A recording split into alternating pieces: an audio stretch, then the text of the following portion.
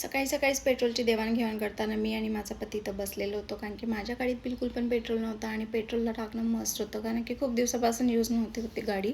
आणि मग मी आज निघाली आणि आज मला बँकेत पण जायचं होतं. बँकेत जाण्याचं कारण असं की माझ्यावर कोणीतरी फ्रॉड क्लेम केलेला होता आणि त्या फ्रॉडची किंमत होती ₹100. कोणीतरी अगोदर पैसे सेंड केले आणि ते रिव्हर्ट करताना तो ॲज अ फ्रॉड क्लेम होतो. सो हे गोष्ट मला बँकेत जाऊनच कळाली होती.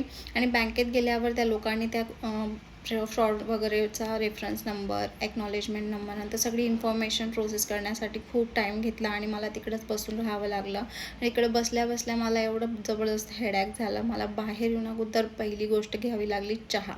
तर त्यानंतर मला थोडंसं बरं वाटलं होतं आणि खूप जास्त लेट पण झाला होता, तर मग मला खूप भूक पण लागली होती.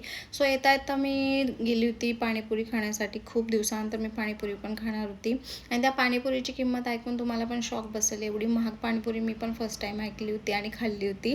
त्या पाणीपुरीची किंमत ₹40 होती. ॲक्च्युअली मी त्या एका नामांकित हॉटेलच्या पाणीपुरी सेंटरला गेले होते, त्यामुळे पण असं